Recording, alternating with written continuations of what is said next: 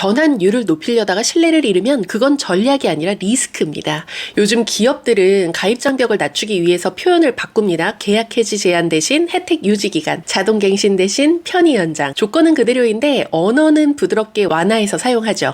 이건 인지 부담을 낮추는 언어 설계인데요. 하지만 표현을 완화해서 고객을 설득하는 건 초기 진입 판단에 용이할 수 있겠지만 가입 이후의 책임까지 보장해주지는 않기 때문에 용어를 부드럽게 만드는 전략이 어떨 때 효과적이고 어떨 때 독이 되는지 정확하게 이해하고 효과적으로 활용했으면 하는 마음에서 본 컨텐츠를 제작했습니다. 여러분의 성장과 성공을 뜨겁게 응원합니다.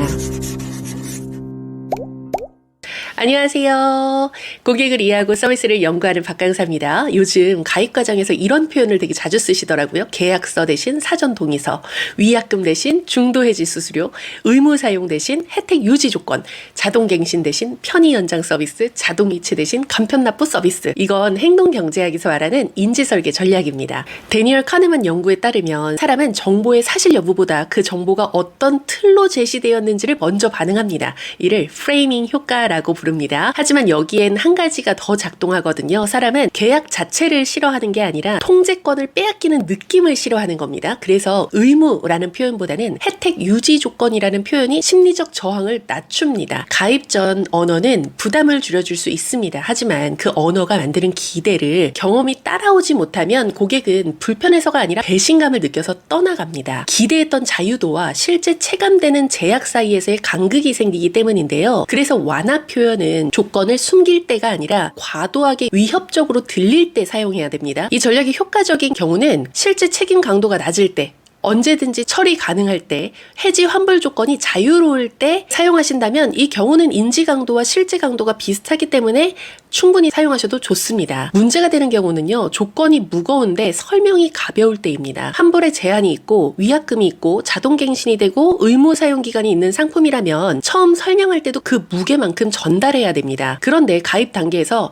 해지 유지 조건입니다, 편의 연장 서비스입니다 처럼 들리면 고객은 가벼운 선택을 했다라고 느끼지만 나중에 무거운 책임을 체감하게 되면 이 간극이 분쟁으로 이어지는 겁니다. 기대 불일치 이론에 따르면 사전 기대와 실제 경험의 차이가 클수록 불만은 커집니다. 고객은 손해를 봐서가 아니라 속았다라고 느끼기 때문에 떠나는 겁니다. 현장에서는 이렇게 말해요. 문서에 다 써 있는데요. 서명했잖아요. 하지만 분쟁에서 문제가 되는 건 서명 여부가 아니라 인지 여부입니다.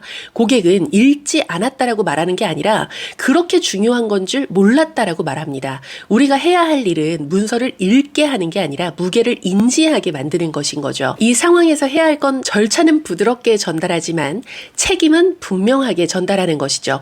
제대로 책임을 설명하는 방법 3가지 알려드릴게요. 첫 번째, 먼저 성격을 규정합니다.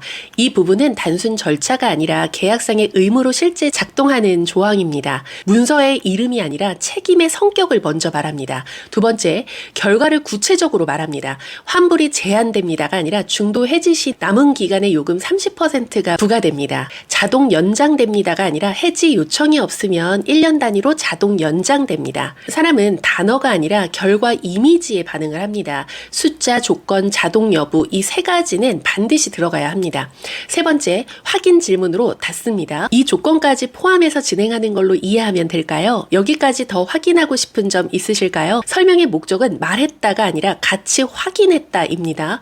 환불 제한, 위약금, 자동 갱신은 반드시 이렇게 설명되어야 됩니다. 예를 들어 보겠습니다. 렌터카는 사고 발생 시에 실제 금전적 부담이 발생하는 상품이죠. 자차는 다 포함이고요. 웬만하면 부담 거의 없으세요. 면책금은 기본 조건이라서 크게 신경 안 쓰셔도 됩니다. 이렇게 설명하면 전화는 쉽죠. 하지만 문제가 생겼을 때 분쟁이 커집니다. 이럴 땐 이렇게 설명해야죠. 기본 보험은 포함입니다. 사고 발생 시 고객님 부담금은 최대 50만 원까지 발생이 되고요. 수리 기간 동안 휴차료가 하루 요금의 50% 별도로 청구됩니다. 이 기준까지 확인되셨는지 여쭤봐도 될까요?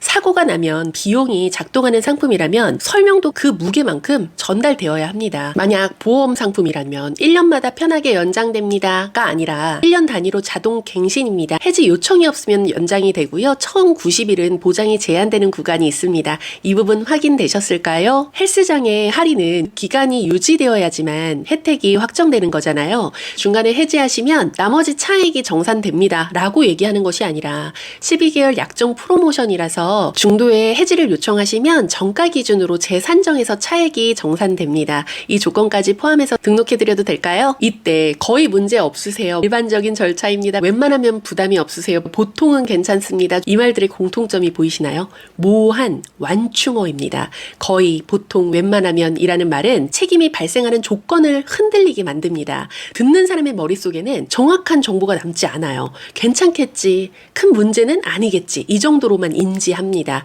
그런데 나중에 위약금이 발생하고 환불이 제한되고 자동갱신이 되면 고객은 조건을 몰랐다라고 말하는 게 아니라요, 그렇게 무거운 건지 몰랐다라고 말합니다. 문제는 단어가 아니라 인지의 강도인 것인 거죠. 완화 표현은 전환을 도울 수 있습니다. 하지만 구체적인 설명은 신뢰관계를 만듭니다. 설명을 줄이면 계약은 빨라질 수 있겠죠. 그러나 책임은 더 오래 남습니다. 고객은 불리한 조건 때문에 떠나는 게 아닙니다. 무게를 미리 알지 못했다라는 느낌 때문에 분노하고 분쟁하고 떠나는 거예요. 절차는 부드러울 수 있죠. 그러나 책임까지 가볍게 만들어서는 안 됩니다. 구체적으로 설명하는 태도, 그것이 결국 가장 안정적인 성과로 돌아옵니다. 전환을 높이는 기술보다 신뢰를 남기는 기준을 선택해 주세요. 그 기준이 여러분의 실적을 더 오래가게 만들 것입니다. 지금까지 여러분의 성장과 성공을 뜨겁게 응원하는 박강사였습니다. 감사합니다.